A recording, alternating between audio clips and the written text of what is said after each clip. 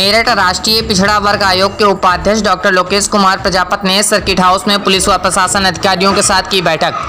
मेरठ राष्ट्रीय पिछड़ा वर्ग आयोग के उपाध्यक्ष डॉक्टर लोकेश कुमार प्रजापति ने यहां सर्किट हाउस में पुलिस व प्रशासन अधिकारियों के साथ बैठक की, लेकिन सोचने का विषय यह रहा कि जिन अधिकारियों को बैठक में बुलाया गया वह अधिकारी बैठक में नदारद रहे और जो आए उनको जानकारी का अभाव भी नहीं था। इसके चलते राष्ट्रीय पिछड़ा वर्ग आयोग के उपाध्यक्ष ने जताई नाराजगी।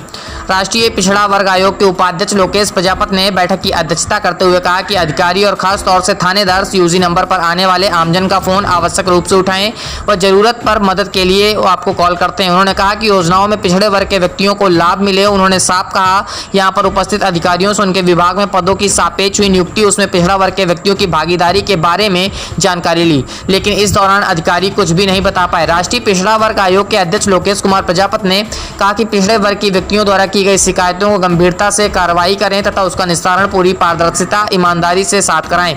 उन्होंने क्रीमी लेयर की जानकारी ली व अन्य आवश्यक जानकारी जाति प्रमाण पत्र आदि के संदर्भ में देने के लिए तहसील स्तर पर कार्यरत कर्मचारियों को सही जानकारी देने के उद्देश्य से तहसील स्तर पर कर्मचारियों की कार्यशाला आयोजित करने के लिए दिशा निर्देश दिए। उन्होंने पुलिस अधीक्षक क्राइम से कहा कि वह जनपद में पिछले 3 वर्षों से कितनी प्राथमिक सूचना रिपोर्ट, जिसको FIR कहा जाता है, कितनी दर्ज हुई है, उसका डाटा आयोग को उपलब्ध कराएं तथा उसमें हत्या, बलात्कार आदि का वर्गीकरण करते हुए भी बताएं कि उसमें से OBC वर्ग के व्यक्तियों के विरुद्ध कितने मुकदमे दर्ज हुए हैं, उनकी वर्तमान स्थिति क्या है। उन्होंने थानेदारों द्वारा आमजन के फोन न उठाए जाने पर अपनी कड़ी नाराजगी व्यक्त की। साथ ही कहा कि प्रशासन अधिकारी भी इस बात पर विशेष ध्यान दें कि वह आमजन का फोन आवश्यक रूप से उठाएं। उपाध्यक्ष डॉक्टर लोकेश प्रजापति ने प्रधानमंत्री आवास योजना, राष्ट्रीय ग्रामीण स्वास्थ्य मिशन, मुद्रा लोन, छात्रवृत्ति, प्रधानमंत्री उज्ज्वला योजना आदि योजनाओं की जानकारी ली। इस दौरान कई ऐसे अधिकारी थे जिनको कुछ मालूम नहीं था, जिन पर उन्होंने कड़ी नाराजगी जताते हुए अगले 3 महीनों के बाद फिर से इस बैठक को करने की बात कही।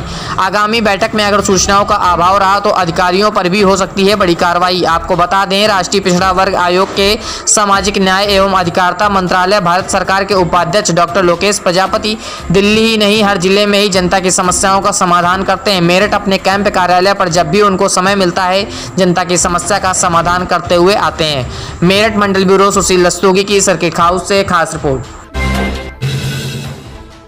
मेरठ विकास प्राधिकरण नहीं कर रही बड़ी कार्रवाई। जिन व्यक्तियों ने एक वक्फ बोर्ड की संपत्ति पर किया अवैध निर्माण। मेरठ विकास प्राधिकरण के जोन A3 में नहीं हो रही है बड़ी कार्रवाई। जिन्होंने वक्फ बोर्ड की संपत्ति पर अवैध निर्माण कर डाला, जैसा कि कांच के पुल के पास वक्फ बोर्ड की संपत्ति पर दुकानें बना दी, लेकिन ना तो उनका चालान किया गया और ना ही सील की कोई कार्रवाई की गई। ऐसा ही हापुड़ रोड पर शंभूदास गेट के सामने आजाद रोड पर केनरा बैंक पर भी ऊपर दीवारें तो बनवा दी गई, लेकिन उस पर ना तो दीवारों को हटवाया गया और ना ही बैंक को नोटिस भेजा गया कि तत्काल भी वक्फ बोर्ड की संपत्ति को खाली किया जाए।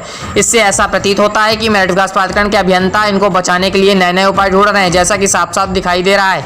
इन्हें नए उपाय बताए जा रहे हैं। इतना हमारे पास, जैसा कि पिछले दिनों हमने हापुड़ रोड शंभूदास गेट के सामने के आजाद रोड पर जो बैंक के ऊपर निर्माण किया जा रहा है, बैंक भी वक्फ बोर्ड की संपत्ति में है, बैंक को भी नोटिस नहीं दिया गया। ऐसा तो नहीं अंधेर नगरी चौपट राजा हो सकती है। एक सरकारी विभाग के नजर में अगर आ जाए और धार्मिक स्थल पर अवैध कब्जा कर जाए, लेकिन मेरठ विकास प्राधिकरण के अभियंता तो धार्मिक स्थलों पर भी अवैध कब्जा कराने में लगे हुए हैं, जैसा कि आप दोनों वक्फ बोर्ड की संपत्ति में देख रहे हैं। मेरठ से BK गुप्ता की खास रिपोर्ट।